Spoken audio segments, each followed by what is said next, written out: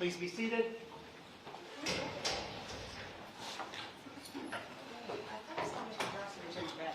Yes, Your Honor. Okay. He's here. Okay. No, I didn't see him earlier. I think he just went to the restroom.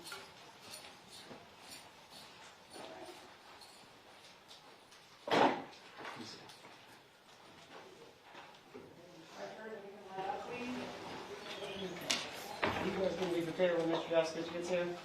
I'm sorry? Are you guys ready to go when Mr. Droskowicz comes in? Yes, Your Honor. So the plan is I'm going to read the preliminary instructions and then we'll go right into open.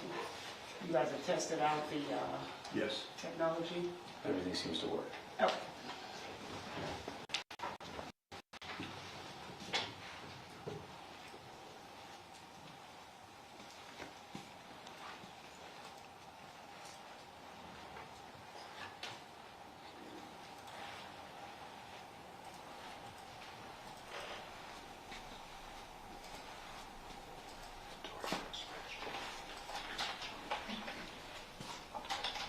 Yeah, I'm going to take mine.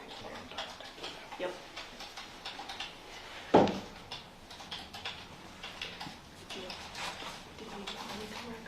Just prior to the witness.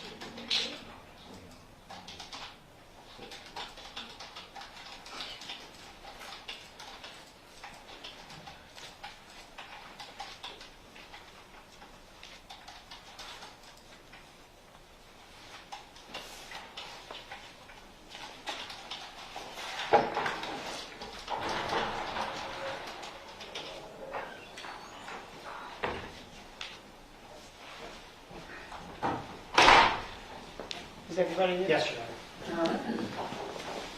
All right, bring in the jury. All right, All rise for the jury.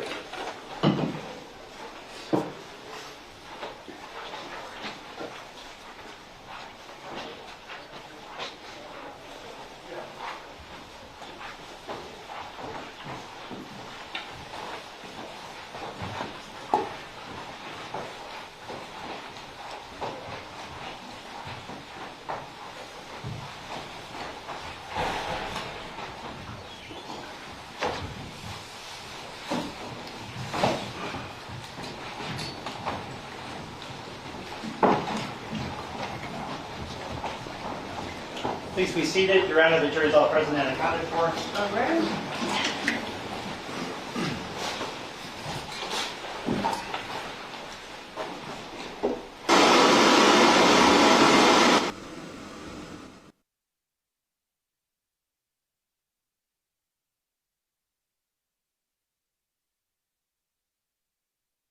We are on the record in C-377239, State of Nevada versus Devyn Michaels. May the record reflect that Ms. Michaels is present with her attorneys, deputy district attorneys, on behalf of the state.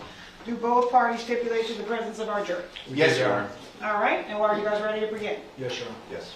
All right, ladies and gentlemen, before we begin this trial, for those of you who are going to be our jurors, I want to let you know what to expect. So we're going to go through some preliminary instructions before we get started.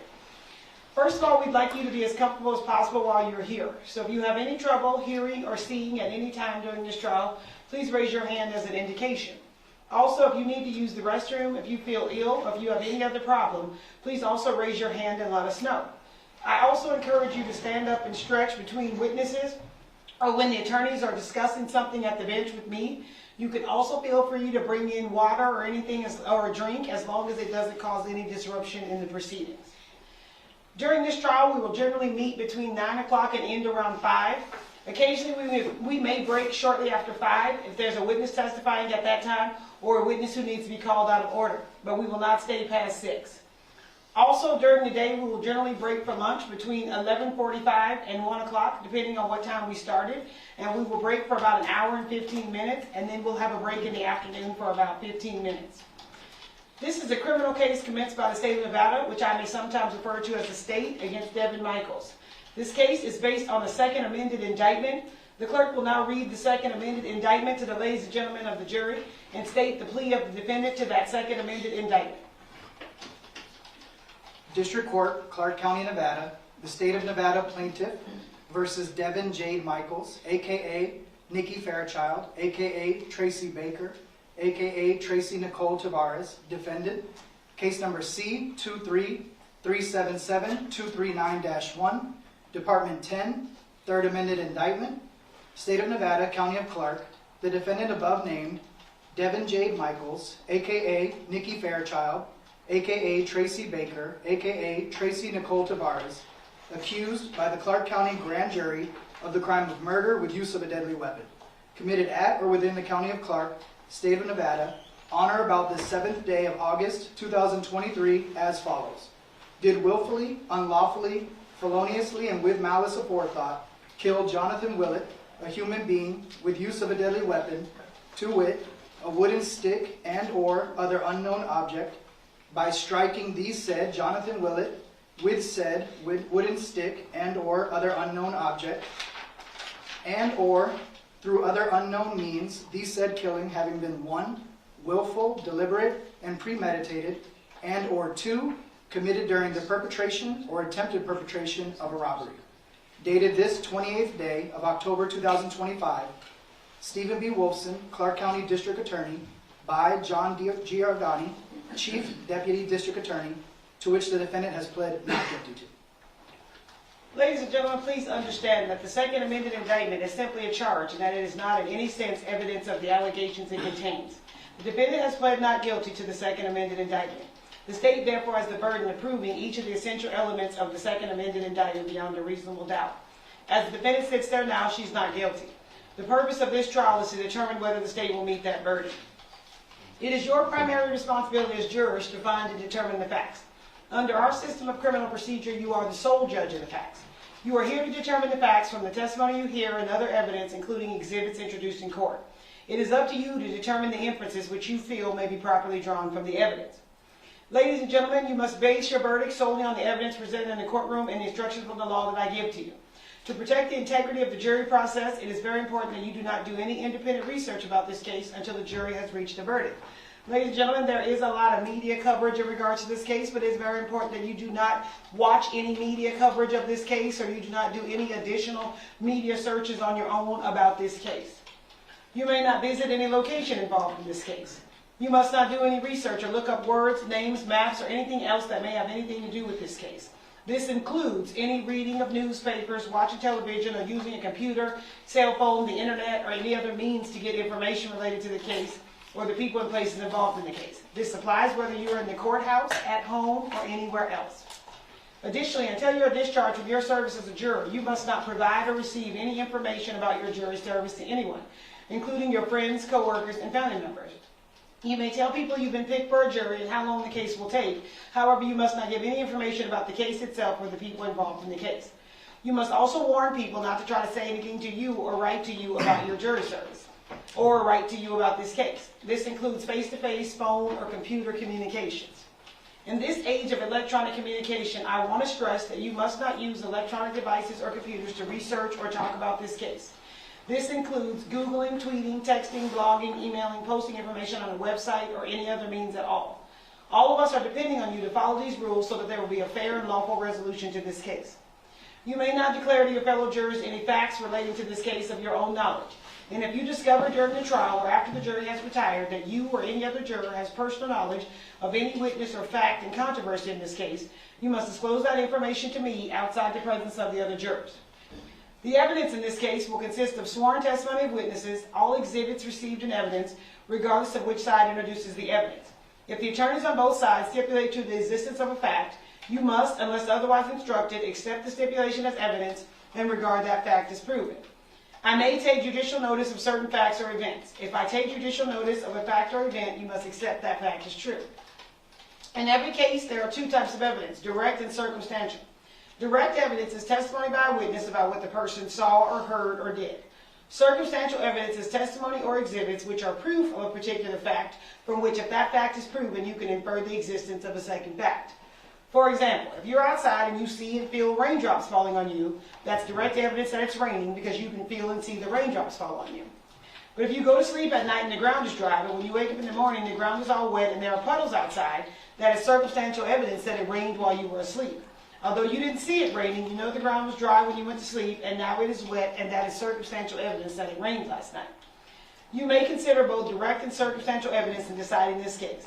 The law permits you to give equal weight to both types of evidence, but it is up to you to decide how much weight to give to a particular piece of evidence.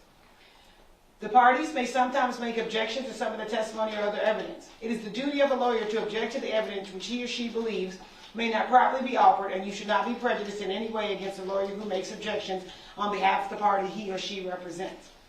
At times, I may sustain objections or direct that you disregard certain testimony or exhibits.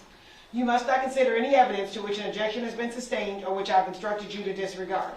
You also must not consider anything which you may have seen or heard when court is not in session, even if what you see or hear is said or done by one of the parties or by one of the witnesses.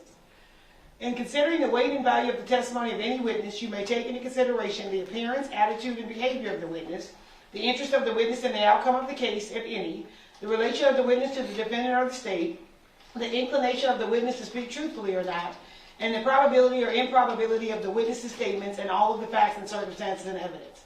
Thus, you may give the testimony of any witness just such weight and value as you believe the testimony of the witness is entitled to receive. After these instructions, we'll have an opening statement by the state, maybe an opening statement by the defense, the state's evidence, the defense's evidence if they desire to present any evidence, jury instructions, and closing arguments. Opening statements and closing arguments are intended to help you in understanding the evidence and applying the law, but please understand that what the attorneys tell you is not evidence. At the conclusion of the evidence, I will instruct you on the law. You must not be concerned with the wisdom of any rule of law stated in these instructions or the instructions that I will read to you after the evidence is in. Regardless of any opinion you may have as to what the law ought to be, it would be a violation of your oath to base a verdict upon any other view of the law than that given to you by the court. Until the case is submitted to you, you must not discuss it with anyone, not even with your fellow jurors. After it's submitted to you, you must discuss it only in the jury room with your fellow jurors. It is important that you keep an open mind and not decide any issue in the case until the entire case has been submitted to you under instructions from me.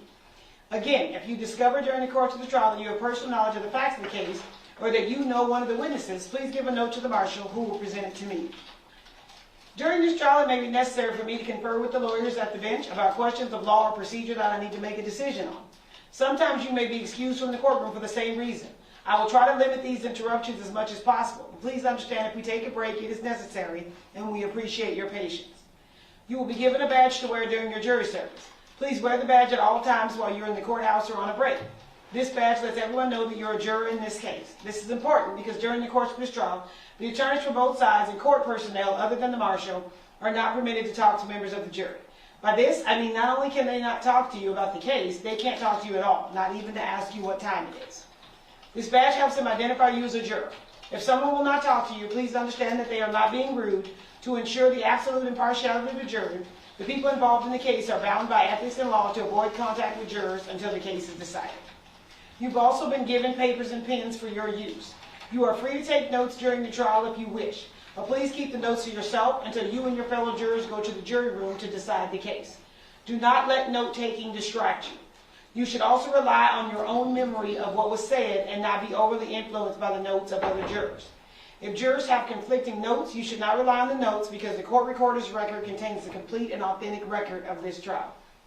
I will also type my own notes during trial. Please do not take this into consideration. If I begin to type during a witness's testimony, you are not to consider that testimony any more important than any other testimony.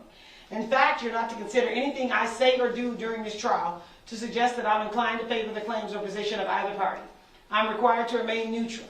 It would be wrong for you to conclude that anything I say or do means I'm for one side or another in this trial. Discussing and deciding the facts is your job and your job alone. Jurors are allowed to ask questions. The procedures require that you write your juror number and question on a full sheet of paper and give it to the marshal while the witness is still in the courtroom. Questions must be factual in nature and designed to clarify information already presented. If it's a proper question under the court rules, I'll ask it. If the evidence rules prevent me from asking the question, then I won't ask the question. If I don't ask a question, I'll keep the question and explain after trial the purpose of the rule that precluded me from asking it. Please reserve your questions until the attorneys have finished asking questions of the witness, as the attorneys will likely ask your question.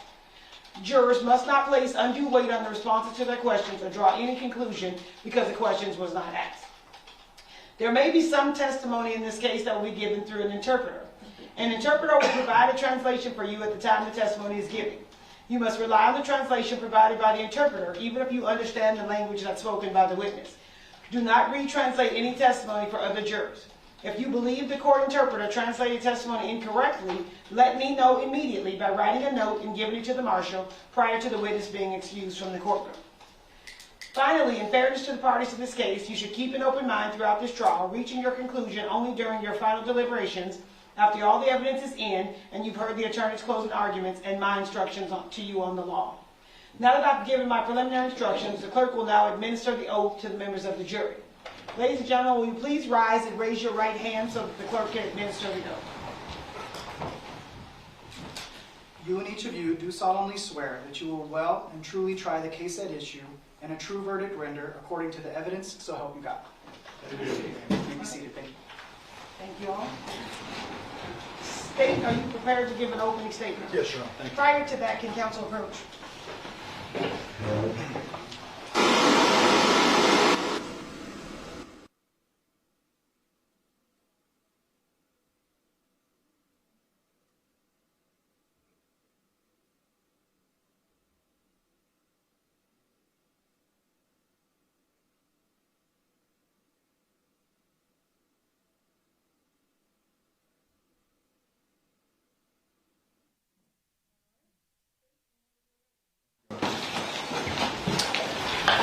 On August 7th of 2023, the defendant, Devyn Michaels, brutally murdered and savaged the body of her ex, Jonathon Willette. But the story did not begin on August 7th of 2023, and all I can say is buckle up because you're in for a wild ride. This is Jonathon in life. It's Jonathon's two young children that he shared with the defendant. Both girls, faces blocked out, they're preteen young children. You will learn during the course of this trial that John had a son from a prior relationship named Devyn. That after Devyn was born, he split with Devyn's mother, eventually getting into a relationship with the defendant. They then had these two children together. They separated. And there was a custody agreement that was ordered by the family court in which the victim had full physical custody of the girls. You will learn that the defendant was not happy about that situation, that the defendant wanted to have control of her girls, and she wanted to start a new life with Devyn, the same Devyn that is John's son. On August 7th of 2023, Yoko Willette, an elderly woman, woke up to find her dead son in his room with what she referred to as his face and neck missing. This is the 911 call she plays. Yes, this is Yoko Willette. My number is, address is 2698 Aradura Drive, Henderson, Nevada. Yeah, 702-203-8975. Tell me exactly what happened. Okay, I went downstairs and my son is on the bed, all bloody. I opened the cover. It's all bloody. I don't know. Can you come over? Yeah, we're coming help you. What happened to him, do you know? I have no idea. I saw to the outside this morning, Is he awake now? and Is he awake? I think he's dead. Listen, Stephen, I already have a call in for help, okay? How old is your son? About 46 seconds. Is he breathing? Oh, bloody all over. Huh? Where is he bleeding from him? I don't know, from the neck or something. Do you see any weapons around him? No. Nothing. Would he have harmed himself? Can you tell? What? Did he look like he hurt himself at all? Like maybe shot himself? No idea. Those was on the yard. I told him, I didn't know he's trying to move out from my house. Okay. And his girlfriend was here yesterday. Okay. When's the last time you saw him? Yeah, when's the last time you saw him okay? How long ago? Last night. Last night? Yeah. I think somebody has to come to eat. Okay, yeah, we're already on the way, okay? We're going to try to help him before we get there. Do you have a defibrillator available inside your house? Huh? Do you have the defibrillator available at your house, a shocking machine? I don't get, I'm sorry, I don't. That's okay. Ma'am, what I want you to do is, do you feel safe to get right next to him so we can try to do... That is what police found when they arrived at the Willette residence. Jonathon on his bed in his bedroom. As you can see, his head is missing. Large blood stain at the foot of the bed there, and a large amount of blood underneath where his head should be. Officers eventually removed the cover from his body and noted several chemical burns, or what appeared to be strange chemical burns on his body. And a very clean decapitation that you can see there. Henderson Police Department was responsible for the investigation. After first responders arrived on scene, clearly couldn't render any medical aid to the victim, they locked down the scene. Homicide investigators are then enlisted and take over. Along with the homicide investigators, they bring out an army of crime scene analysts and treat this case obviously very seriously, and they go into the home after executing a search warrant. When they go into the home, they obviously focus on the bedroom, but they do a pretty thorough search of the entire residence, the curtilage, the backyard, the front, the trash cans, the upstairs bedrooms, the kitchen, the living room, and these are the items that they find. A couple of chemical bottles, obviously relevant for the potential chemical burns on the victim's body. They find some interesting writings that you'll see a little bit more of later, demonstrating that there was a contentious custody case going on between the victim and someone at that point, someone. They see out front John's moving truck, the victim's moving truck. You will learn that he had a moving business. There's a trailer on the back. It's parked a little cattywampus, going the wrong way on the street and poking out into the street, as though he may have planned on moving after he last parked that car or truck. But the items that weren't found are what was particularly notable for the investigators. They didn't find a murder weapon. They didn't find whatever this person used to cut his head off. They did not find his head. They did not find his wallet. They did not find his truck keys, and they did not find his phone. They interviewed Yoko, and the gentleman above Yoko's photo is Yoshida, her partner.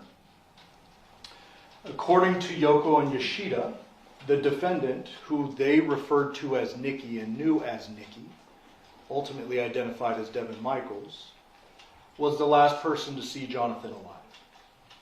Nikki and John had been moving the girls' and John's items from this Paladura address to Nikki's address on Porcupine Rim that she shared with Devier, and for a temporary period over the summer, the young girls. They learned that Nikki and John returned to this address, the Paladura address, for the last time at 10 p.m. on August 6th, or around 10 p.m. They learned from Yoko that about 1 a.m. she was going downstairs for a glass of water and ran into the defendant, who she will describe to you when you hear from her as she appeared to be startled to see me. The defendant and Yoko have a conversation. It's relatively brief. Yoko's in the kitchen cleaning up some dishes. The defendant has now entered the kitchen, and they begin to talk when the defendant tells Yoko, John's asleep. Don't go in there. Those aren't her words. You'll hear this through the course of the trial. She says, John's asleep. He's passed out. We have plans for him to move some more stuff in the morning. Kind of don't bother him kind of thing. Yoko then noticed that the lights were on in John's room, but decided, hey, if he's asleep, I'm not going to go in there. She returns back upstairs. Yoko went to sleep, leaving Nikki, or the defendant, alone in the home. You will learn very clearly that there were only 4 people in the home at the time of this incident: the victim, the defendant, Yoko, and Yoshida. Yoko also will tell you that around 8 a.m. she found John without a face. You probably heard from the 911 call there's a bit of a language barrier. She'll do her best to describe what she initially saw and the shock, obviously, that ensued. So the defendant is the last person to see him, so investigators are very curious to speak with her. Homicide detectives summon her to the scene. They get a hold of her via a phone number given by a neighbor. She answers that phone. It's her phone. She agrees to come to the scene, leaving Devyn and the girls are with the defendant as well. She, in her initial interview, says John is her ex. They share the 2 children together, that they spent the whole day together on August 6th, moving, shopping for the girls' school supplies, etc. Everything's normal from her perspective. That evening, they were moving the girls' things into her home on Porcupine, and she was, in fact, at the Paladura residence last night doing that. She would go on to describe it's a normal night, there's nothing out of sorts, and that John was alive and well in the garage when she left. Remember that. Further investigation, of course, occurs. Homicide detectives are treating this very seriously. You will learn from many of them that when a homicide such as this comes in, they divide duties. There's too much for one person to do, and so although there is a lead detective who goes by the name of Dennis Ozawa, Detective Ozawa was not in any way the only person investigating this case. He had an entire team, and you will hear from many of those people. You will learn that one big thing in the modern days of investigation is videos, video cameras. They're everywhere in our valley, so they canvass all around. The Paladura residence is kind of right in the middle of all those yellow markers. They canvassed all these different addresses for anything who saw, heard anything, and anyone who had a camera. Some of those were fruitful, some of them were not. They knocked on the doors where video cameras were visibly present. They even knocked on doors where they weren't present in the hopes that maybe someone saw or heard something. And they gathered a lot of footage. We're going to do our best during the course of this trial to streamline it for you. There's hundreds of hours of footage, and we're going to present it in the best way we can. They also learned that there is a neighbor directly to the left of the homicide scene who had a motion-activated Ring camera, which will become important later in the trial. There also was an autopsy, of course. The Henderson Detective Ozawa attended that autopsy. You will hear from the medical examiner in this case, Dr. Stephanie Yagi with the Clark County Coroner's Office, who enlisted the assistance of a forensic anthropologist, Dr. Burns, who works out of UNLV. You will learn that Dr. Yagi surmised that the cause of death was homicidal violence and the manner of death was homicide. You will learn that she noted the non-thermal chemical burns on the body, which did not contribute to his death, but were notable for investigative purposes.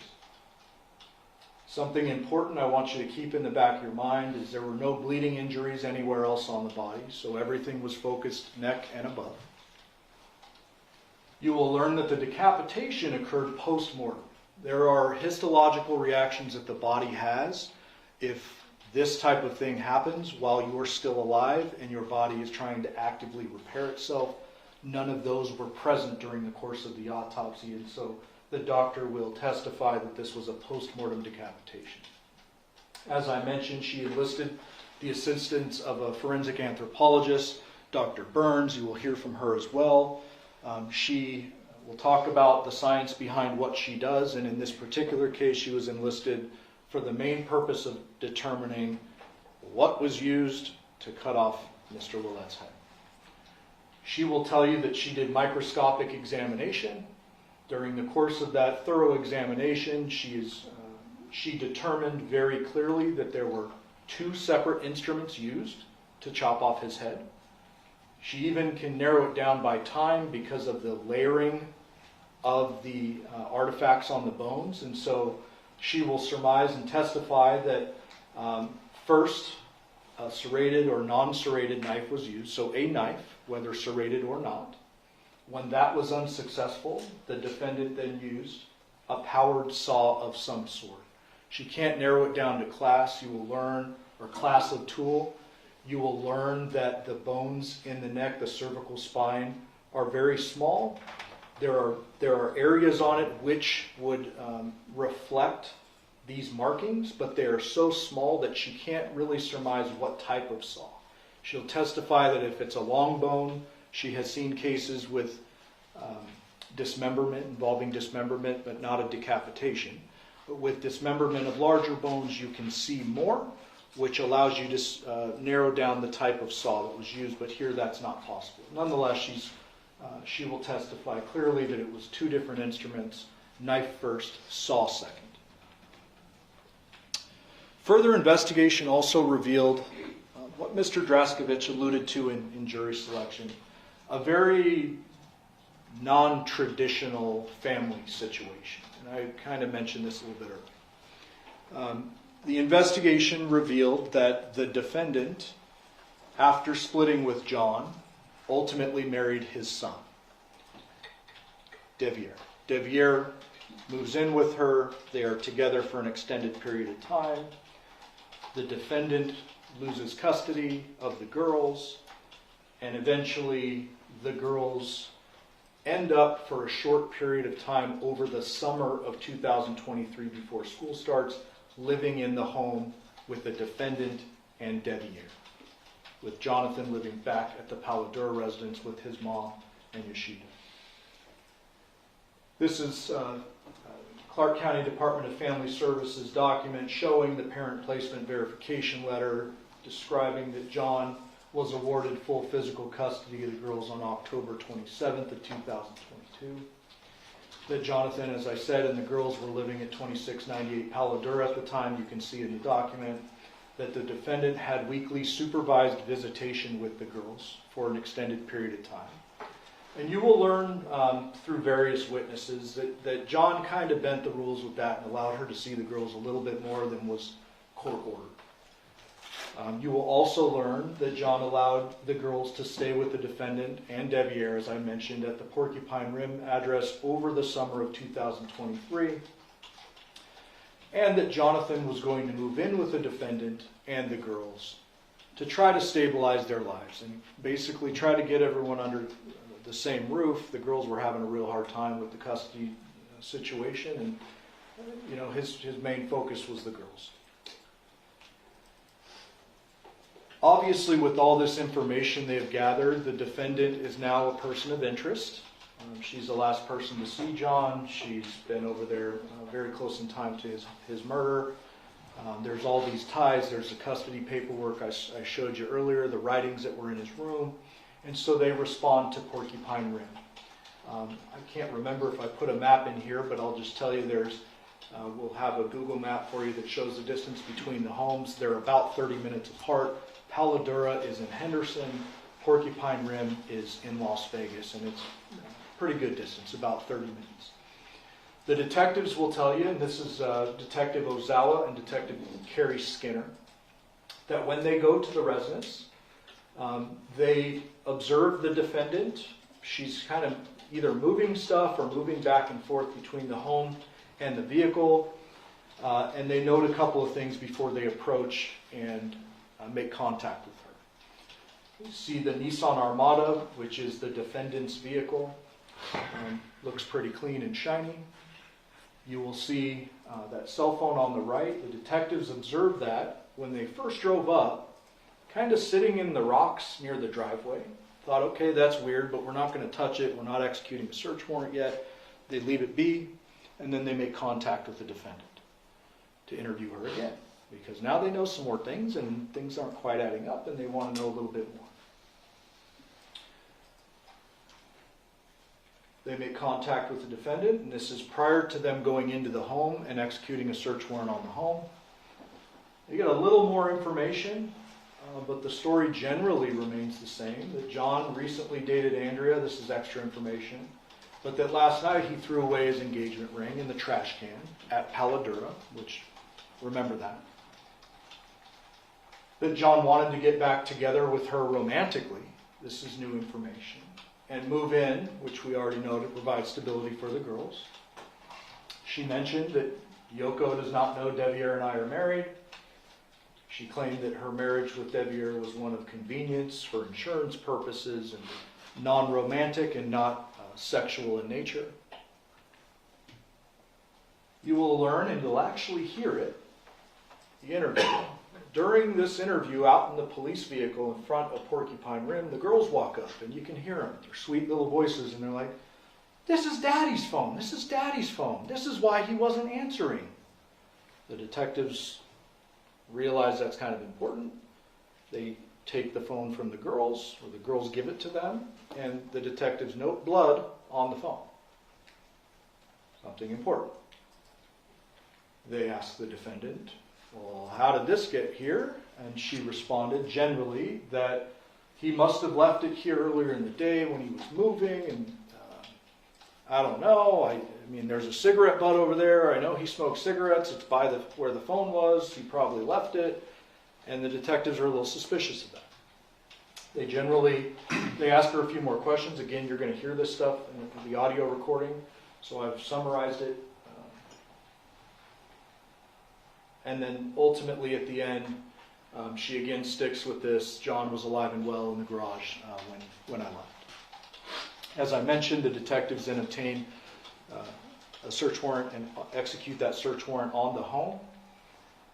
They also get the warrant for the vehicles. You'll learn that white moving van is Devier's work van. He was a home security installer. He did various jobs for a legitimate company. They searched that vehicle. Nothing of evidentiary value found in that vehicle. You can also barely see behind the van. There's a small sedan that's inoperable, but they search it nonetheless. They find nothing of evidentiary value. When it comes to the defendant's Nissan Armada, they photograph it on the outside, but then they apply seals to every opening, and then they tow that to have it searched later at their lab. You will learn they find in the garage the Ring cameras from John's home. A little weird. They grab them up, they seize them pursuant to the search warrant in the hopes that maybe, since these are the cameras from John's home, it captured something. There is no footage, unfortunately, associated with it. They issued administrative subpoenas and attempted to obtain footage from Ring. There was no footage because he didn't have the right account to store the Ring footage in the cloud. And I'm butchering the technical terms, I'm sure, but you'll hear all of this from witnesses. They also noted that there was no SD card in the cameras themselves, but nonetheless, they took them, they seized them pursuant to the search warrant, just to make sure. You will also learn they find several of defendants' writings throughout the home describing kind of the relationship with Devier, not exactly how the defendant described it to them to begin with. Very importantly, they find the defendant's purse. Inside her purse, they find the victim's Social Security card, along with one of her work cards.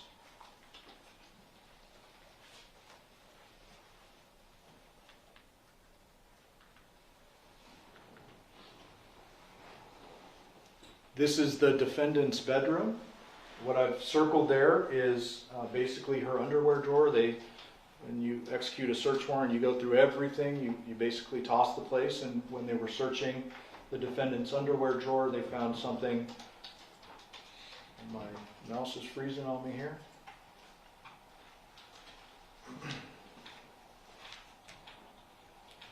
Very important. They find several layers of knotted plastic bags, and inside they find the victim's wallet, current identification, and his only set of truck keys.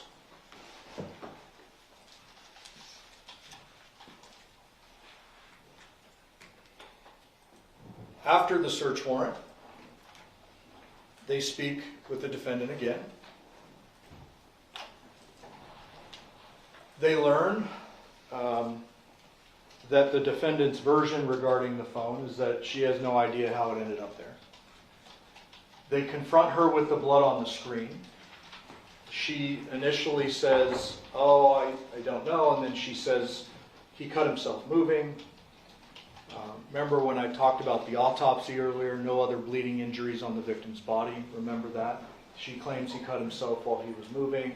There's no evidence to suggest that. They learned John wanted to move in with the defendant so we could have the girls under one roof and parent them.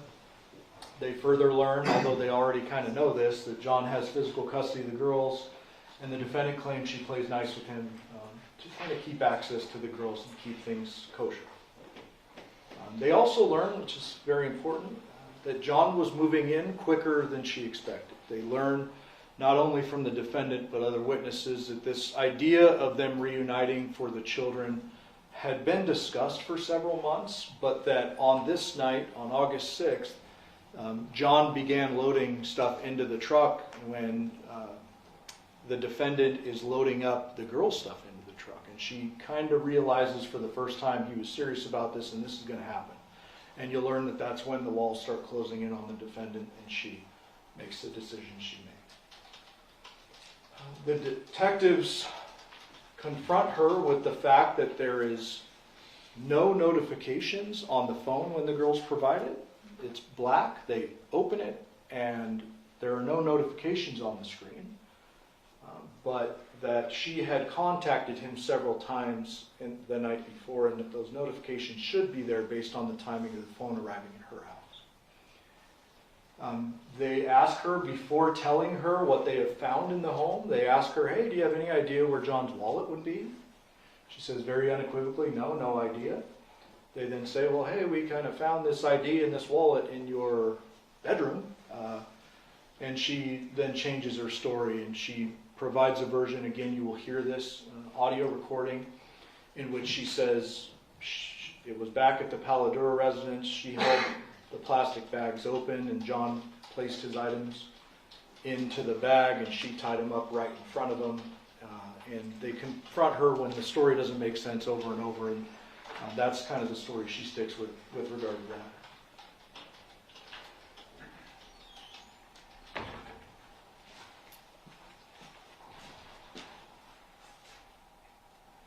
You will learn there was an extensive follow-up investigation after that interview. Although things weren't adding up, although things looked very strange, the detectives did not rush to judgment and arrest her right there. Although all of the victim's property is inside her home, his blood is at her scene, they don't arrest her right there. They choose to do follow-up investigation. You will learn there was fingerprint analysis that was done. Nothing really of evidentiary value comes of that. You will learn that DNA processing was done, that the victim's blood was in fact on the phone at her house, and that the defendant's DNA was on the knot of those plastic bags where his property was found inside. You will also learn that an extensive digital investigation was done, and that was in the form of video surveillance, digital forensics, meaning phone dumps. They take the actual devices found. There's 11 found inside her home, including the victims. They plug it into a machine. They'll talk about the technology. They're able to extract the data from the phone, and they find several things of note. They also do a call detail record investigation. That is the records that your cell phone maintain or are maintained on your cell phone, everybody's cell phone, with the company you use for service. And those records not only show incoming and outgoing messages and calls, but they also show location data, because every time you place a call or receive one, you are pinging on some kind of tower and leaving a trail of where you've been. Not a precise trail, but a general trail of where you've been. They also pull Burla. Burla is a lot more precise than the cell phone towers. That is an infotainment system inside the Nissan Armada. And they're able to extract that data, and I'll show you that in a moment. They very clearly get a timeline based upon the Burla. The defendant's vehicle is at the victim's home by 10 o'clock at night. The vehicle activates but does not move at about 11 o'clock at night. The vehicle leaves the home for good at 2:04 a.m. 2:04 a.m. on August 7th, and you'll see that in a moment. I've noted here that the video surveillance, DFL, and CDR rule out Devier. Obviously, he was interviewed. You will hear from him during the course of this trial, but they treat him as a suspect. Obviously, there's some fishy circumstances. They're not just pinning this on the defendant because what she's saying doesn't make sense. They're looking into both the defendant and Devier and others. The video surveillance that I'm referring to is kind of wide-ranging. There is one particular camera you're going to learn about that was near the Porcupine Rim residence, the defendant's home. That is a full-time camera. It's not a motion-activated camera. That allows them to see the home, see what vehicles left, came and went at any given time, and they clearly rule out Devier from that video. In addition, I mentioned earlier, there's video surveillance from next door to the victim's home that captures the defendant at around 11 a.m. going to her vehicle, moving it slightly, and then ultimately leaving. Gotta love technology. Here are a couple of additional clips from video surveillance. The one on the left is the defendant with the victim the night before when they're doing the moving. It shows us that they are together, that no third party is present, it's just them. They go into a store, they buy an item, and they leave. And then 2:28 a.m., the defendant is alone. It kind of clipped off on this particular picture, but the defendant is alone in her vehicle after she leaves the residence and goes back to her home, ultimately landing there about 2:46 a.m.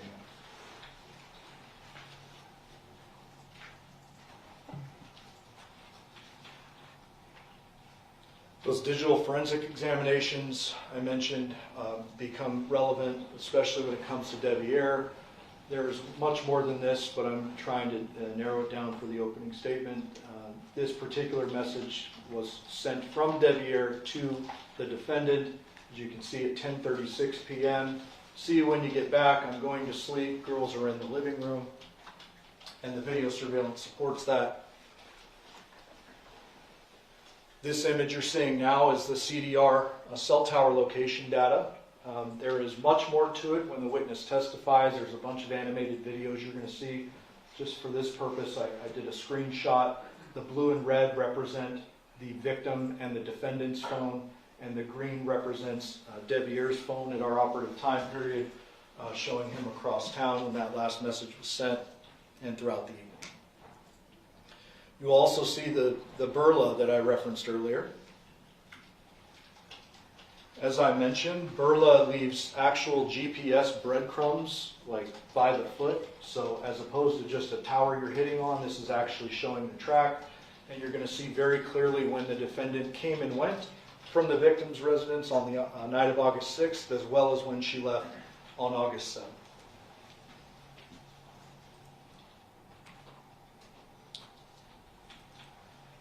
After all of this information is gathered, it's very clear that the defendant did this to the detectives. They make the decision to place her under arrest for murder with use of a deadly weapon.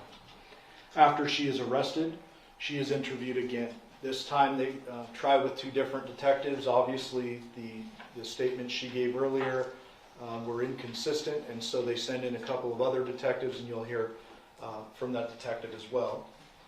In this particular interview, the defendant acknowledged that she realized John was actually moving in, that at the time of the murder, she was giving John a massage on the bed. While he was lying on his stomach, the defendant got up, walked over to the fireplace, and grabbed a large, what she referred to as a stick or maybe a candle holder. It's a large, heavy object. John was lying on his stomach, not a threat, in the midst of a massage, face down, unexpecting, and the defendant admits that she returned to the bed, bashed him over the head with that club or stick, and that John went limp at that time. You will learn that the defendant refused to acknowledge what she did next. You can make your determination as to why someone might do that as this trial goes on. that she refused to tell detectives what she did with John's head or with the weapon, that those items were never recovered. And so you need to put together the pieces, as the judge just described with the rain example. You will learn that this is the reality of the situation before John was killed, and that the defendant wanted John out of the picture. This is the future that she saw, that she wanted, and the only way to have that future was with John out of the picture. Thank you for your time and attention this week. We truly do appreciate it.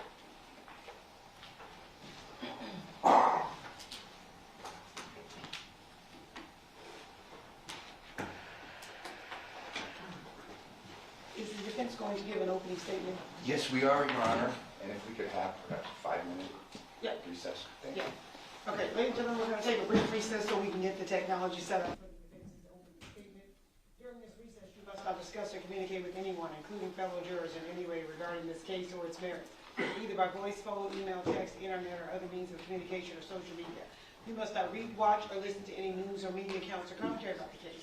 You must not do any research, such as consulting dictionaries, using the internet, or using reference materials. You must not make any investigation, test the theory of the case, recreate any aspect of the case, or in any other way investigate or learn about the case on your own, and you must not form or express any opinion regarding this case until it's finally submitted to you. Ladies and gentlemen, it is 1:50. We'll be in recess until 2:05. All rise for the jury. Please leave your notebook on your chairs.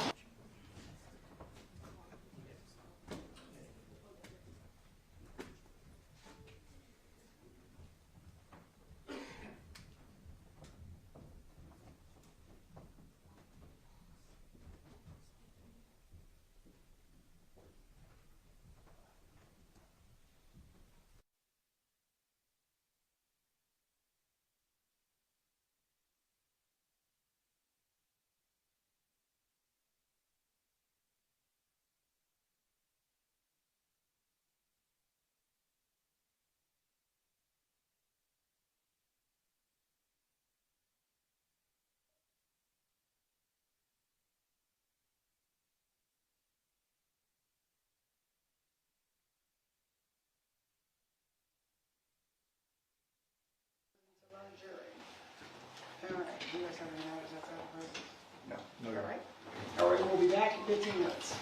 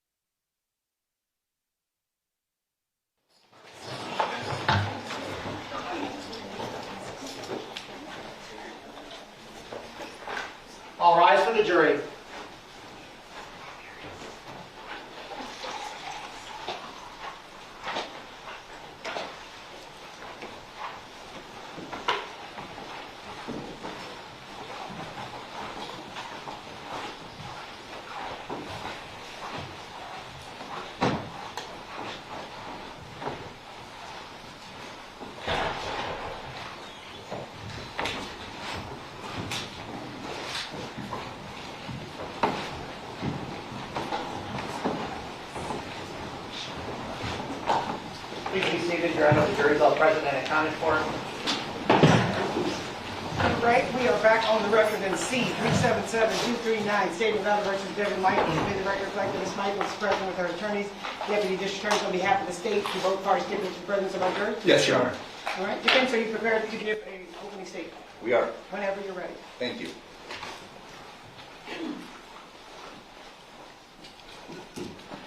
Leo Tolstoy, perhaps one of the greatest authors of all time, in his first book, first novel, Anna Karenina, wrote, first sentence, all happy families are the same. Every unhappy family is unhappy in its own way. Her Honor asked whether we were going to give an opening statement. An opening statement, as Mr. Giordani had laid out, is a time for each side to stand before you and tell you what the facts are. It's our chance to give you a roadmap and explain to you what we feel the facts and ultimately the truth are. Oftentimes, defense attorneys sit back and wait. Don't want to show anything. Let's see what they've got. This case, we're not doing that. We're going to get right out in front of this case and we're going to tell you what's really going on and what the state and what their investigation is missing. Initially, Mr. Giordani had said, well, buckle up, and I'm telling you, buckle up. You know, oftentimes in the intricacies and the complications of human relations, things get unsavory. Things are immoral. I'm going to be showing you things right now, not in a sense to offend you, to cast blame necessarily on the decedent in this case, but to give you a true picture of what was really going on with this unhappy family. Outward actions and outward statements are clues to motive. And we're going to ask you that through the course of this trial, you keep the idea of motive in mind. Motive authors actions. After the state had learned, the police had learned, concerning the death of Jonathon Willette, they began to conduct a series of interviews. And what's telling through the course of these interviews is what's discussed, what outward statements are made, and how those are clues to motivations. DeVries interviewed the day of August 7th, 2023. And at the beginning of his interview, he admits that he's been drinking. He claims that upon hearing of his father's death, he'd got his drink on. But what's telling through the course of what he says and what he doesn't say, he's asked. And again, at first, and you can't blame the detectives, they're trying to do the best they can with a fairly complex situation. They're trying to get a feeling of the root of the relationships between the parties. I mean, you've got Jonathon Willette, who's dead. You've got Devyn, the son that's living with the defendant now in this case, Devyn Michaels, and they're trying to grasp what's really going on. You know, what's going on behind closed doors. They struggle in each of the interviews, both with Devyn and with Devyn, to get a feeling of what's going on. Like, what are the relationships? And they're misled time and time again by all parties. In this interview, the first of which that Devyn has, they're trying to get a handle on this idea of this marriage and the relationship. And they ask him, but you're saying that you guys are married more out of convenience, not like you guys actually love each other. His response, yeah, we don't. It's not like that. It's out of convenience. But you guys sleep in the same room? His response, no. He's asked here, they're at the home. His response, no. Are you guys intimate at all? His response, no. Devyn is being asked questions who, by the way, you will learn he hated. And he's lying about the relationship that he has with his wife. There was some discussion concerning phones, and I'll tell you any more in this modern society. These are the key of most investigations. In fact, the state had said that's why the Devier was ruled out. The location data on the phone didn't track that night to the Paladera residence. That's easily solved. It's easily explained. It was left home. That's it. There are other cases that have been of some notoriety that happens. People know now. They track you on your phones. You're going to learn that Devier knew this and the importance and the significance of this clue to this hidden secret. This was no marriage of convenience. We have out here the wedding ring that you'll see in photos that both Devier and Devyn wore. In fact, Detective Skinner, again trying to grasp this, and this is on August 7th, is asking Devyn about the rings. And he's telling you the rings. You guys are saying this is convenience, but rings are like of significance. It shows the commitment. She plays it down, as does Devier.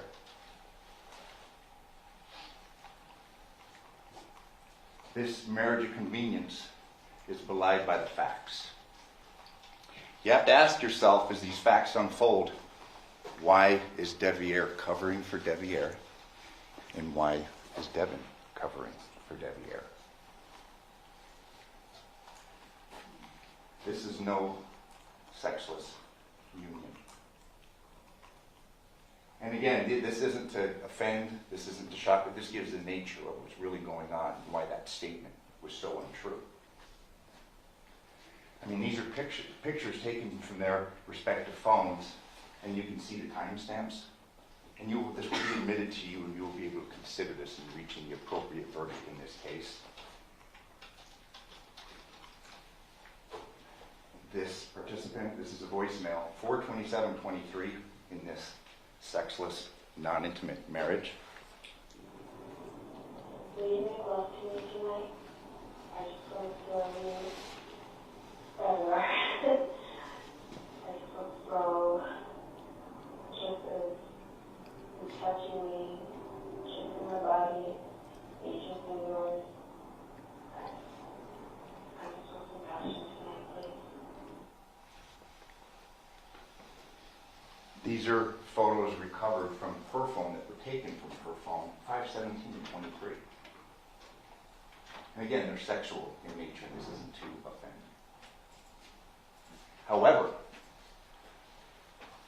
what detectives didn't learn is that this relationship wasn't something that was being frustrated by Jonathon moving in.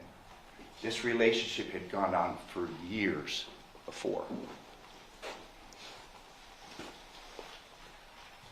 See the picture of Devier, 125, it was modified, access 1227. It goes back 7 years. Driver's license, this is Devier, and if you look and take notice, I mean, this is some years before, he's 6'4". He's 185 pounds. He's a big guy, like his dad. His dad, 6'4", 205 pounds. We had spoken yesterday. Devyn Michaels was in the porn industry. You know, she's not on trial for morality, she's on trial for murder. She had AKAs given her line of work. Devier was into that. He knew that. He appreciated that. He pursued that.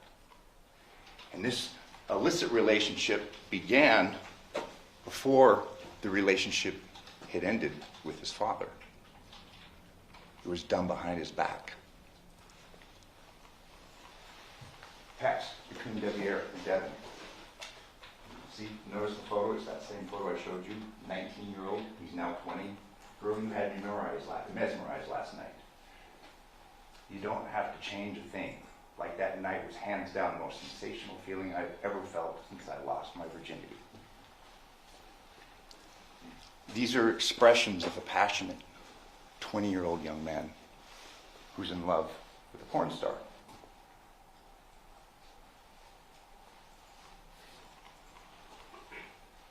See the dates? Modified 9/3/16.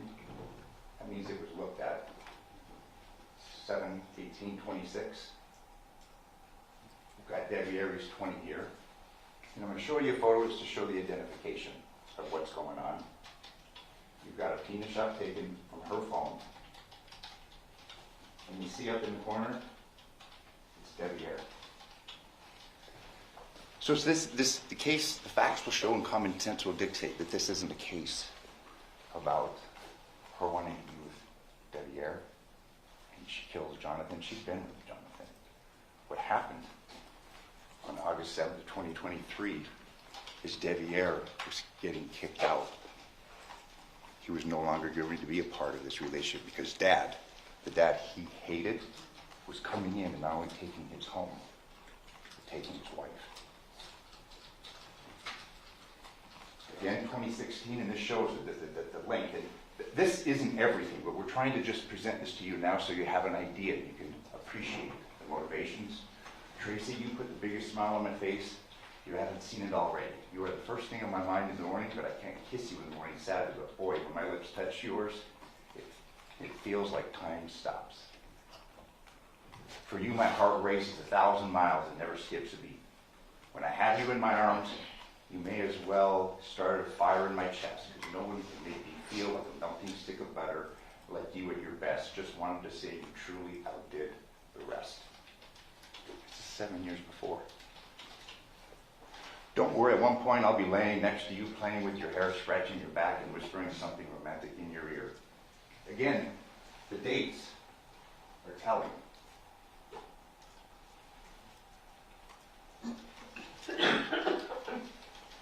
We saw pictures of Jonathon and Devyn and the kids, but if you look at the date here and the time, this is 19-year-old Devyn. Jonathon's not in the picture. Same time frame, you see. Screenshot, 8/23/16. They're a couple. And they're a couple behind Dad's back. Same photo, same time frame, modified 5/9/22. We're coming now to the present. There'd been a long-going, torrid affair, which resulted in a marriage between a son and his father's former girlfriend. This is Devyn receiving a text from Devyn. See, 11/3/21, hope it's good. I was looking, it was good, but I'm looking forward to eating something else later. Her response, Arby's, his, if that's what you call that coochie, then yeah, I guess so too.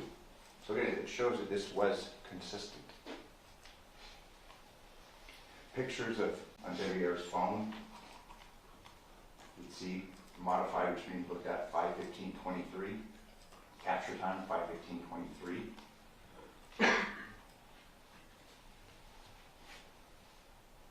Again, the date 5/15/23. I mean, this is clearly an intimate relationship. It's not for the kids. It's not for these perceived medical issues. Devyn is in love with Devyn.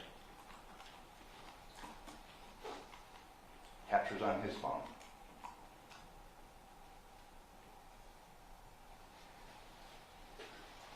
You'll hear from Devyn, and we may not have a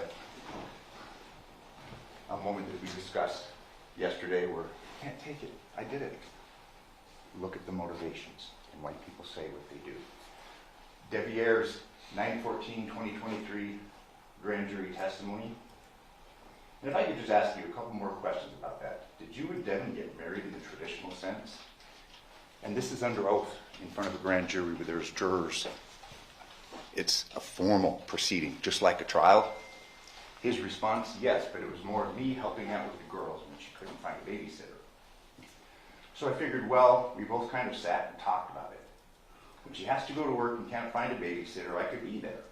She also had a whole bunch of medical problems, and it's very expensive to keep the girls at daycare when she's sitting in the hospital, so I would normally be there to watch them. Okay, and I'm sorry to ask, was an intimate relationship that you were in with Devyn at some point. And now we start seeing they've got the phones. Metro and the Henderson Police Department are doing their investigations. His response changes, but nonetheless, it's still not truthful. Yes, after the first year, it started to get intimate. They were married November 21st, 2021. So if we're to take Devyn at his word, they got intimate after the first year. That gets us to December of 2022. The lie and the facts show it. Did it remain intimate up until the time of your father's death? Yes. Movement, but still, there's the clues that give way to the secrets that are being consulted and the motive for why. In his initial interview, okay, so then you knew he was moving in, and she told you that you were going to have to move out. And this is after he's had a few drinks, probably a lot. His response, recently, yes. It was kind of a short notice, but yeah, and I mean, I know the person he is, and he's referring to his father. So I was like, okay, whatever, I'll deal with it. Okay, and you were going to move out? Did he knew that you lived here, or didn't know that you lived here? His response, no. He knew I lived here. When you look and when you weigh the evidence, you have to ask two things. Why is he saying these things? Why is he denying knowledge of getting kicked out? And this hot and heavy and sexual relationship that he's having with Devyn. It changes now. 9/12/23. I didn't know that he was going to move in. He's eliminating another motive. I didn't know what they were attempting to get over here. I didn't know that they were attempting to get remarried, or not remarried, because they were never married, attempting to get married. Again, we do get a glimpse of the truth, but he's denying that he knew that his dad was moving in, and then now he's apparently saying he didn't know they were getting married too. Well, he knew his dad was getting moved in. And he knew that they were getting married. He's out. 9/14/2023, grand jury testimony. Again, this is Devyn. Okay, did there come a point in time where you learned that your father was going to move into the address where you were living with Devyn and the two girls? His response? Under oath. I'm unaware of that.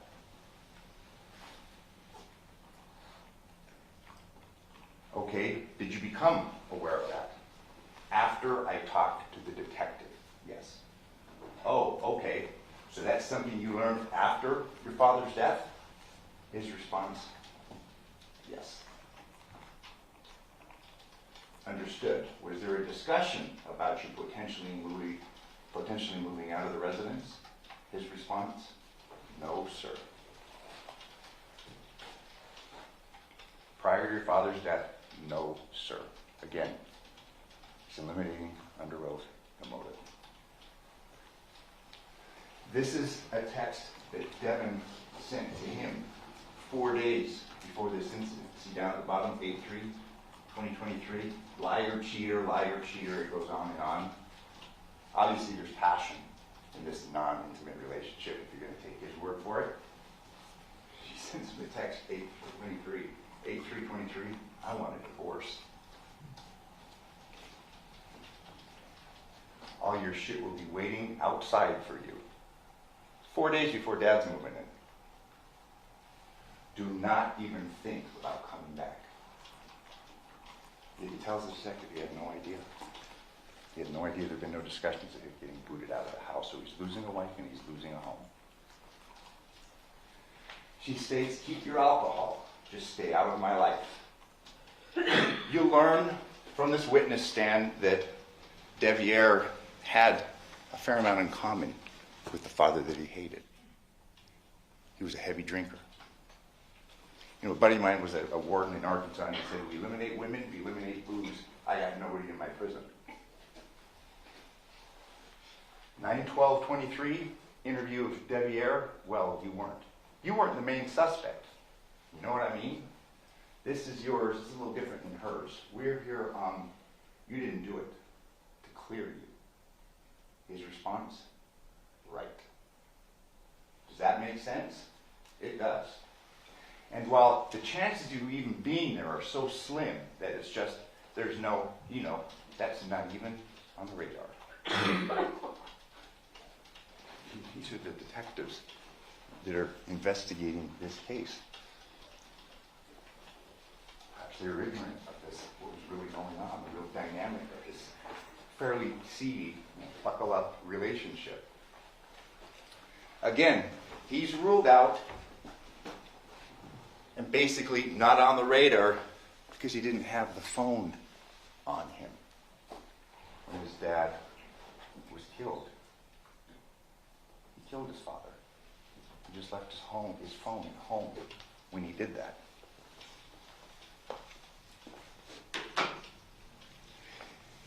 He's been very clear through his interviews that he worked at home trials. He has extensive knowledge of home security systems. And we all know that most home security systems, there's a phone element to it. It caches on your phone. You have a Ring camera, Arlo, any of those. Phone-based. And Devier has a substantial amount of technical knowledge. He also installed home entertainment systems. If any of you have had speakers put in, TVs put up, you got tools.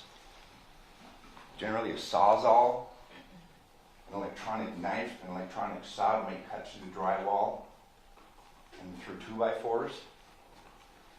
We know how that's at least one of the two instruments that was used to remove his father's head. Again, and I've addressed this, why live it, please, on 8/7, then again on 9/12, then live the grand jury on 9/14. Motives, author actions, outward statements betray secrets. He's repeatedly eliminated his motivation through the course of this investigation. And she's been complicit, whether she knew or not. She's complicit in this. We have Devier covering for Devier, and we have Devyn covering for Devier. Here she is. This, and again, this is just scratching the surface, but these are photographs that are captured on Devier's phone, just to give you an idea. And there's a long list. We could be here for much longer than we're going to. He's not on any cameras. Well, yeah, that's what he does for a living. He's aware of these are security systems. He installs them. He's aware of the angles, what they pick up, and what they do. And it goes on and on. But like I said, I won't keep you here for the rest of the afternoon, but these are all, and this is just scratching the surface of what's captured on his phone. I mean, this is sophisticated stuff, and he has sophisticated knowledge. He's taking photographs of all this as part of his work. This is his handiwork.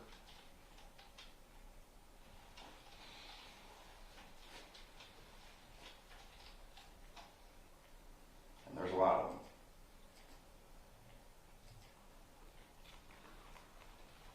I would submit to you that the facts will show and common sense will dictate he knows how to stay under the radar.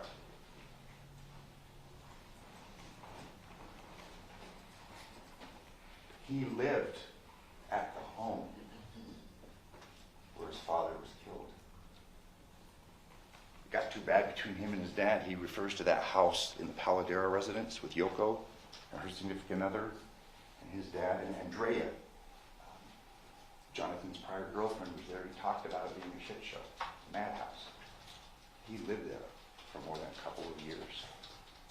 He knew how to get into that house and get out of that house. I'll thumb through these. And again, this is captured on his phone.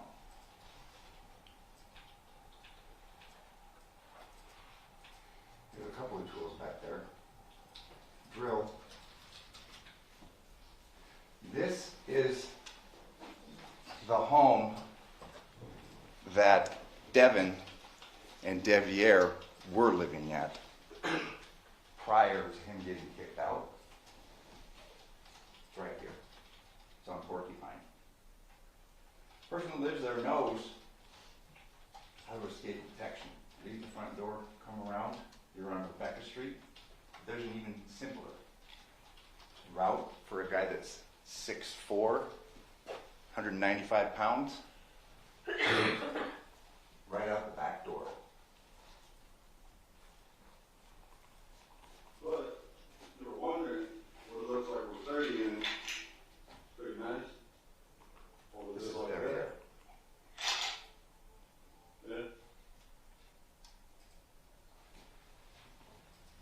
The results of the autopsy, homicidal violence, there's no real cause. No one knows for sure. Could have been a shooting.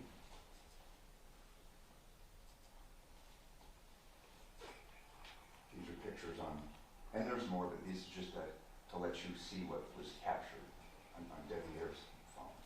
If you look at this is telling. Look at the date. 8/7/23. Modified, that meant it was looked at the day his dad was killed, or the afternoon, the night following his dad being killed. We looked at that. These are swords that were found in the Porcupine residence.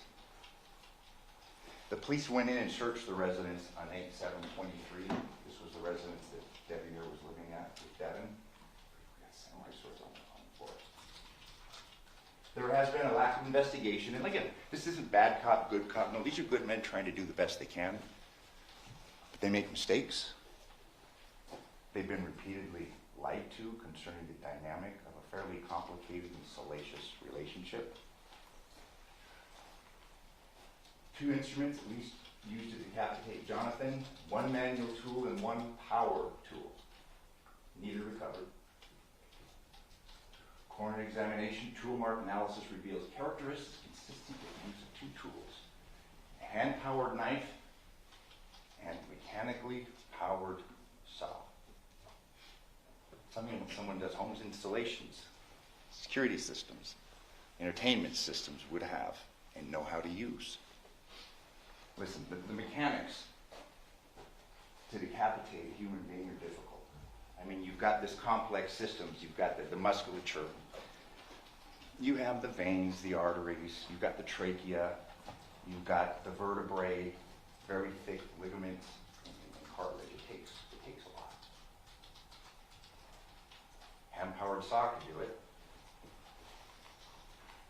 What's interesting, you will see, and it will play out, there's no blood spatter in the room consistent with use of power tool. Apparently there's an assumption that this decapitation occurred on the bed.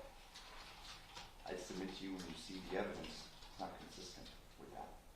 You've got a power saw going in the neck there, and you're cutting through it, there's going to be stuff all over the place. They didn't find anything. No cuts or markings to linens, the blanket, or the mattress. Devyn is 5'3" and weighs 130 pounds. I'm like 120. And again, and this will be for the state, because it's the state and the state alone that has to prove this case. Defense doesn't have to prove anything. There had been surveillance cameras that bad at the Paladura since 2021, and they were only taken down that evening. Jonathon was moving. We'll probably learn through the course of this trial who installed him. Safe to say it was probably Devier. Ring was never subpoenaed for these videos. We've heard that perhaps it was around account information. The Michaels, Devyn Michaels residence, she was a homeowner. The phone records were never subpoenaed. And see, this is significant because you can see on Devyn's phone that on the night of, and we don't know when this happened, wee hours of the morning, there had been calls from their home repeatedly. She was out late.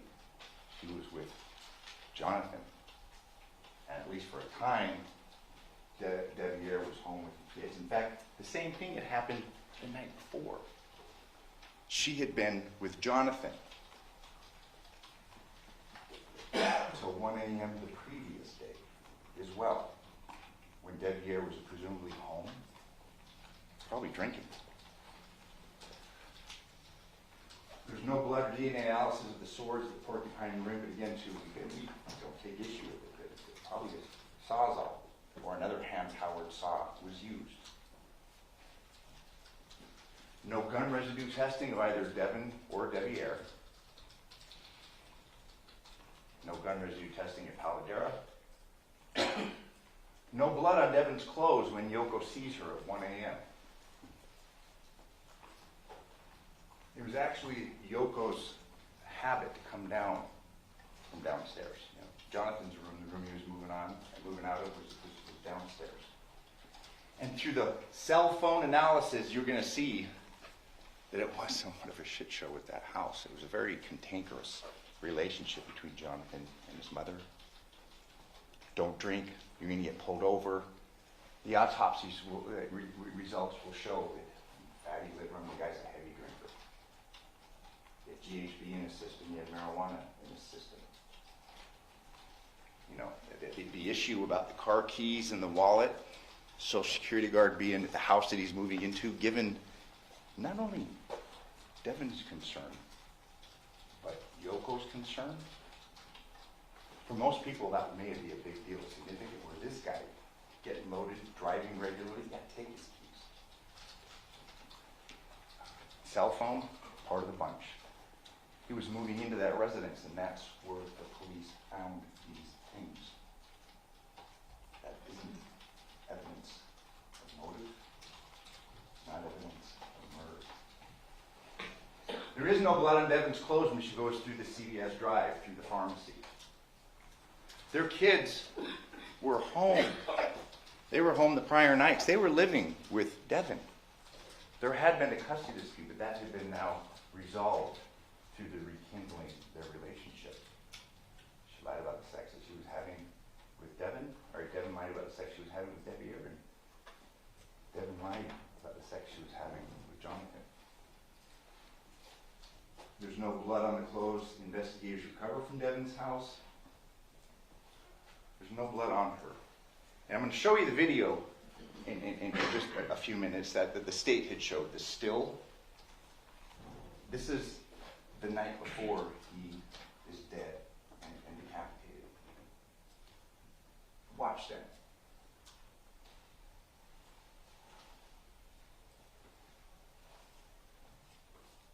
This is her. And look at her shoes for a minute, please.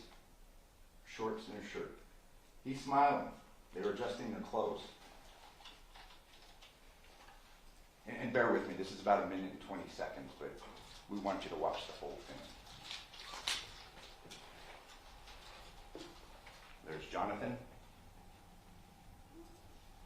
And she had spent this day with him and the girls. They were going school shopping, they were going Burlington, they were moving in things. The girls were there for good.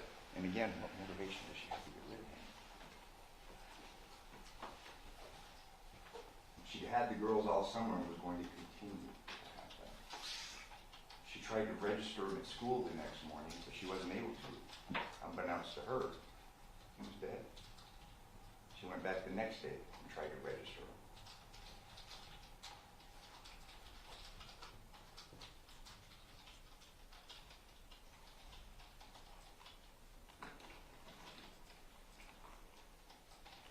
Look at his face.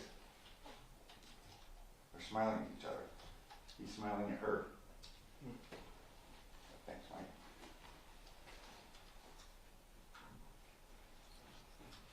Did you just rewind that a little bit? Thank you. Here we go. Look at his face. Thank you. Oh, we skipped something. Just a second. Can we forward this just towards the end of it where Devyn's walking out? Again, look at the shoes. And this is before this beheading that the state's saying that she did. There goes Jonathon, and there she goes. Look at her shoes. Look at her shirt.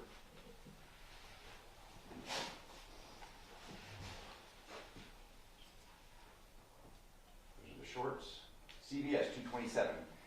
After she leaves the Paladura house, the house that Jonathan is moving out of to move in with her, for them to be a family and rekindle this relationship, I'm going to have you believe that she's worried about stopping and picking up a prescription for her daughters. And she does that. She goes, tells the police she went to a 24-hour pharmacy because she had to get medication for the girls at school tomorrow. This is her rolling up. And see, it's 228. If you look at the shirt. Same shirt. And this is after she's presumably gone through this arduous task of beheading Jonathon.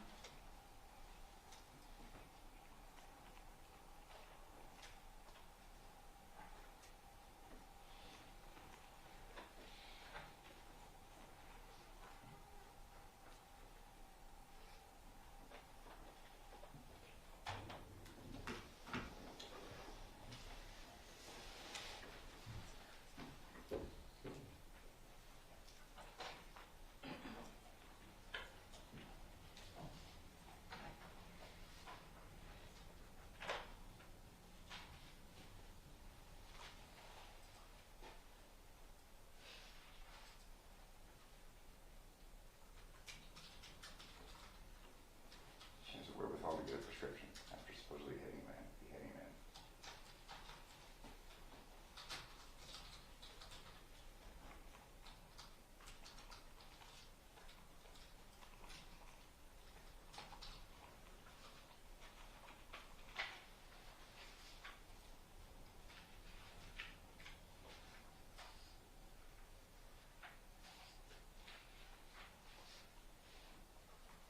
She arrives home shortly after that, and that's picked up on the cameras.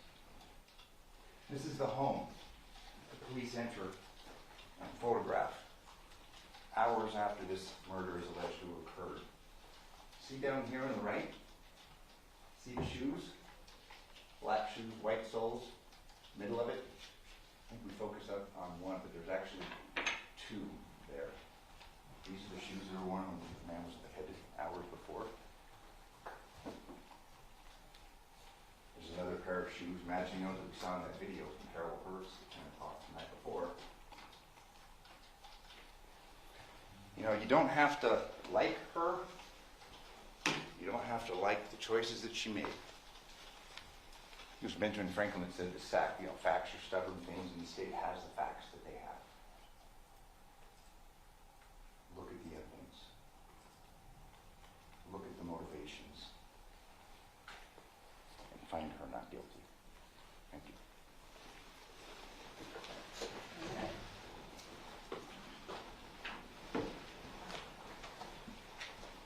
State, are you prepared to call your first witness?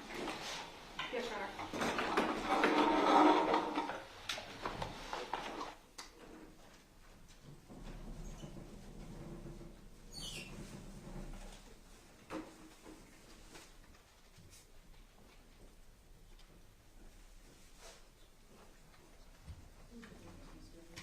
Officer Cooper, Your Honor. Cooper.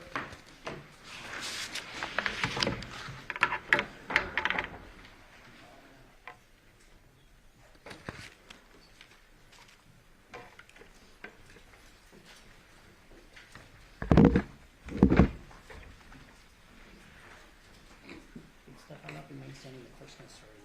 Yes, sir. How you doing? You solemnly swear or affirm the testimony about in this action shall be the truth, the whole truth, and nothing but the truth, so help you God? Yes, sir. Sir, could you please state your full name and then spell it for the record? Full name is Marquis Cooper, M-A-R-Q-U-E. Last name Cooper, C-O-O-P-E-R.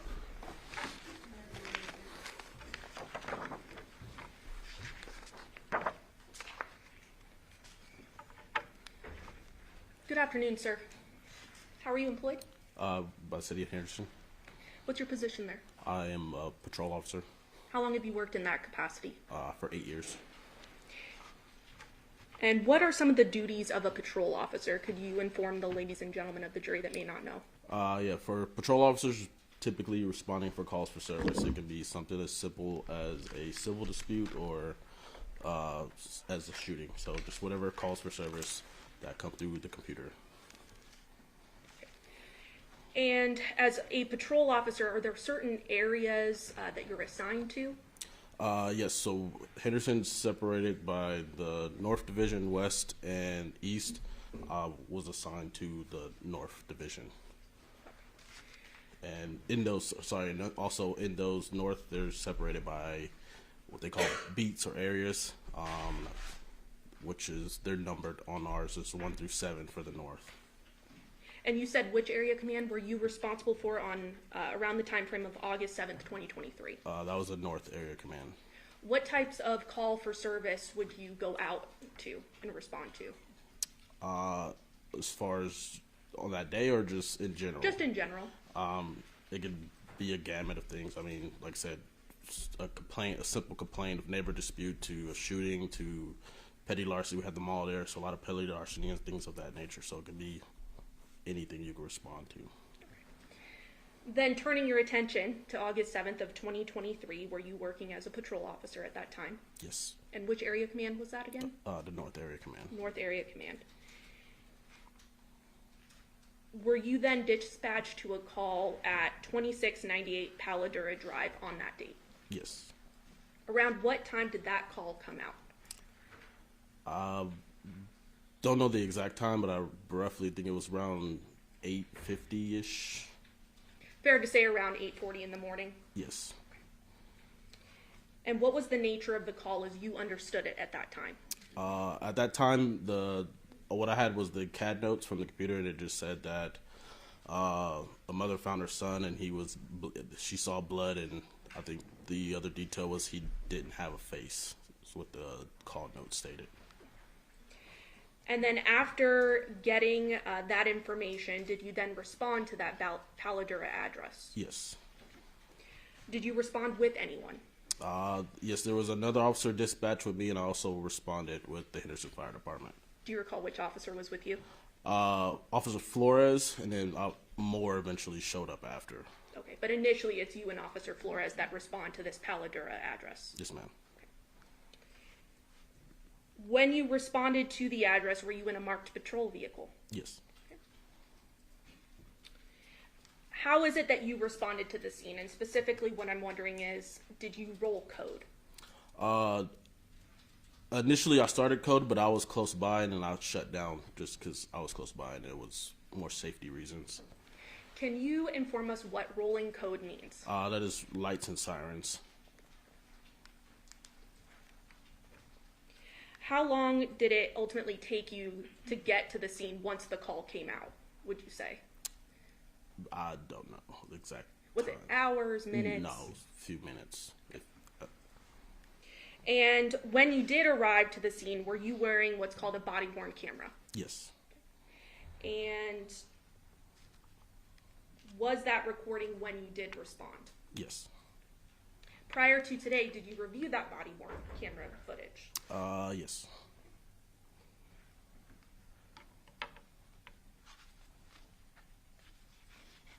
Your Honor, permission to admit states Exhibit 2 that I believe has been previously stipulated between the parties for its admission. Absolutely, no objection. Okay, states 2 will be amended? Your Honor, permission to publish that exhibit? Yes.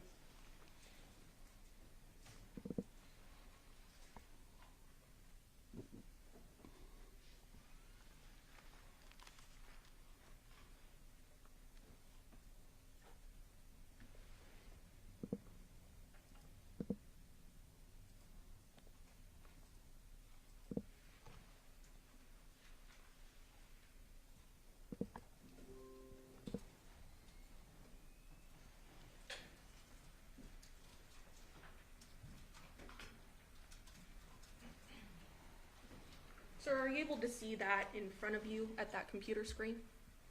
Yes. Okay. And what does that appear to be? You sorry, what'd you say?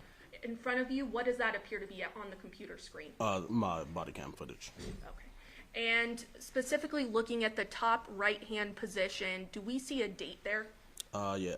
And what does that date say? 8721E3. And would that be August 7th, 2023? Yes.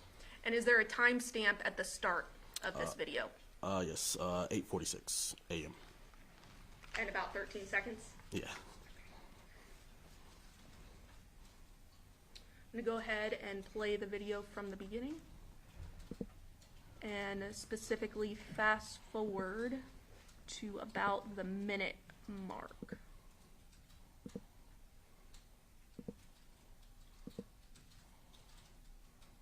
Publishing at 53 seconds. Good morning.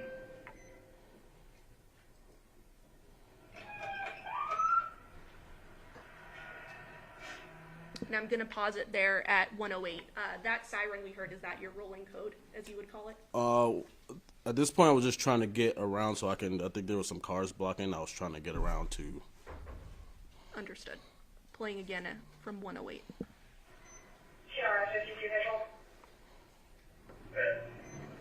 I can do one deliver from apartment. Call in and take the numbers on service. They logged in the call. Okay, thank you. Good for it.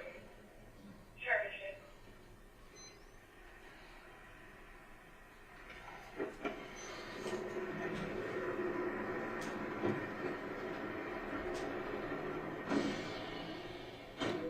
And I'm going to pause the video at 1 minute 36 seconds. So when you approach the scene, the 2698 Paladura Drive, are there already people at the residence? Yes, the Henderson Fire Department, and there was somebody else. I don't know who that was. But it was a fire department response prior to your response? Yes. Okay. And is this you obviously walking towards the residence? Yes. Playing at 1 minute 36 seconds.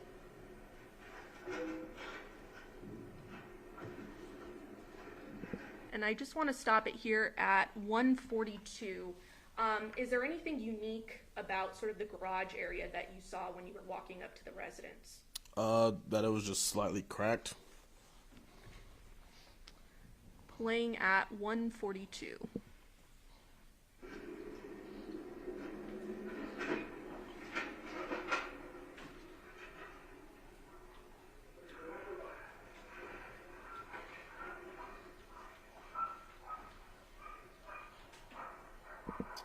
And I'm stopping here at 159. Did you hear something in the background when you arrived? I mean, a dog barking. Okay. Do you recall the dogs being in the house at the time? I don't recall if they were in the house. Playing at 159.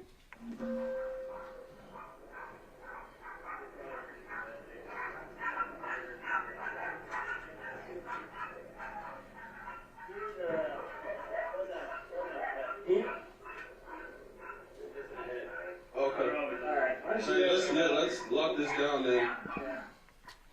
Stopping it at 2 minutes 19 seconds. Was that your voice there, sir? Yes. And what did you say in that video? If it was missing head, let's lock it down. Okay.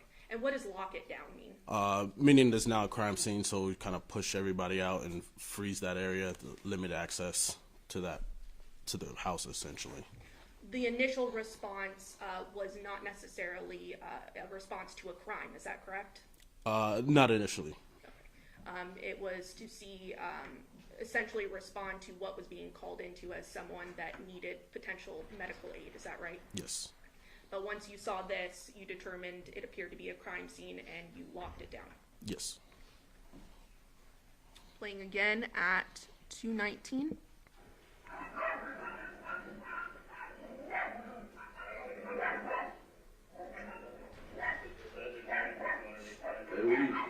Lock this down. Let's FI down. And I'm going to stop right there at 2 minutes 32 seconds because I hear another term that we may not know. What does FI mean?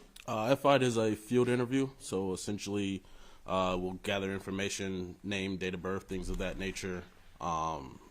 It's a field interview of people involved. Okay, and that was because you had seen, I believe we saw earlier in the video, 2 individuals that appeared to have lived in the residence that you wanted to do an interview of. Is that right? Yes. Playing again at 2:32.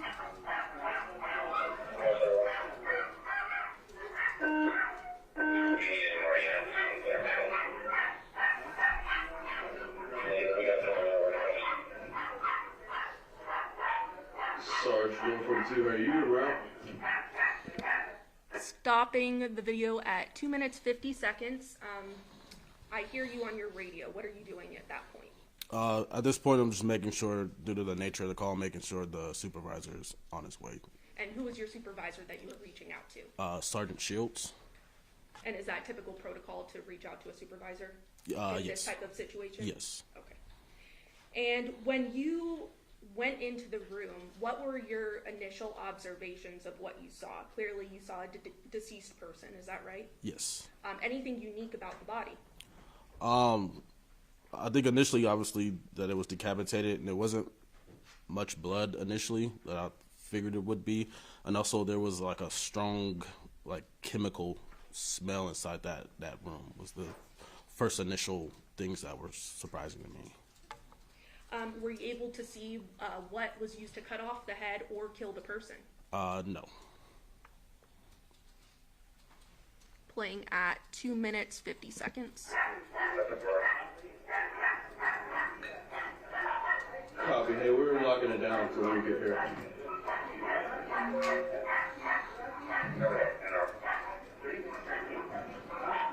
No 71. Hey, when you get here, can you grab a crime scene log? And stopping at 3 minutes, 8 seconds. What is a crime scene log? Crime scene log is, once we determine it's a crime scene, it's pretty much a document to list out who enters or who exits that crime scene. So in this video, you're essentially asking for one of those. Is that right? Yes.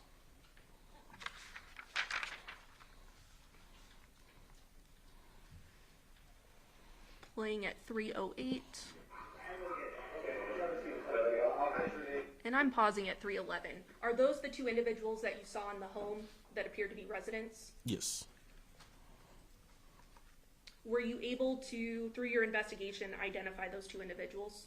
Yes. Okay. And was that Yoko Willette and Masao Yoshida? Yes. Playing at 3:11.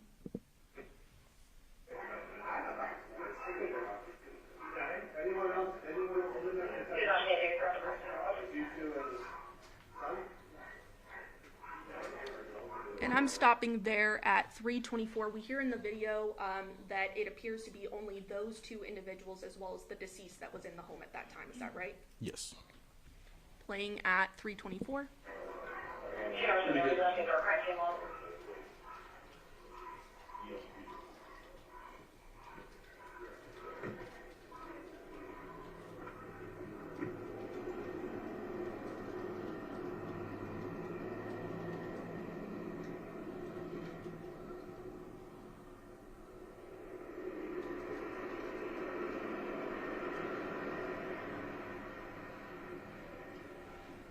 Stopping the video at 3:55. So essentially, after you are locking down the scene, calling your sergeant, and the investigation is underway, what do you do at this point? At this point, we're just waiting for the sergeant to get here. We're eventually going to set up some crime scene tape and start that crime scene log. Court's indulgence. Your Honor, the state will pass the witness. Cross. Yes, thank you.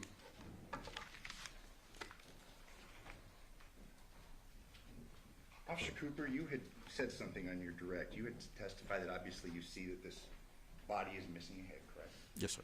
And you had said that there was not as much blood as you thought there would be, correct? Yes. Based upon experience. In this situation, no, just from being on different types of critical incidents. Fair to say that there wasn't as much blood there as you thought there would be. Perhaps that head was removed somewhere else, correct? Different spot. One more time, sorry? I said fair to say that based upon you not seeing as much blood as you thought there would be, reasonable assumption is maybe that body was decapitated somewhere else other than where you saw it laying in bed, correct? I'm not sure if it was moved or what, just on my initial, it didn't seem. Okay. You'd also testified that when you came into the residence, this smell hit you. I think your testimony was it was a strong smell, correct? Yes. Now, there were two other occupants at 849 when you arrived. It was Yoko and the couple that was standing there, correct? Yes. Was there ever an indication or a statement made to you by either one of them concerning the strong smell in the house? No. No. Thank you. No further questions. No further questions from the state, Your Honor. Do the ladies and gentlemen of the jury have any questions for this witness? Okay. Seeing no response, sir, you're excused. Thank you very much for your testimony here today. Thank you. Your Honor, the state's next witness is Sergeant Forrest Shields.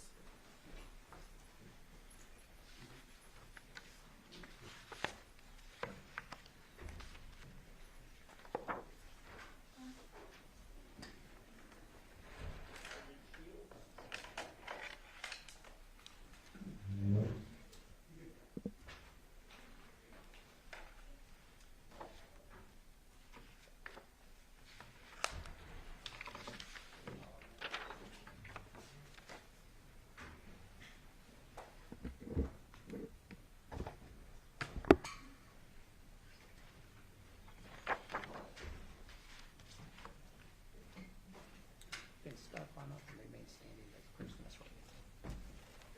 Good afternoon. You solemnly swear or affirm the testimony you're about to give in this action shall be the truth, the whole truth, and nothing but the truth, so help you God? Yes, I do. Yes. Now, sir, could you please state your full name and then spell it for the record? My name is Forrest Shields, Forestshilds. Good afternoon, sir. Good afternoon. How are you employed? How am I employed with the Yes, city sir. of Henderson? I'm a police sergeant. How long have you worked as a police sergeant? As a police sergeant, approximately 2 years. But as in law enforcement,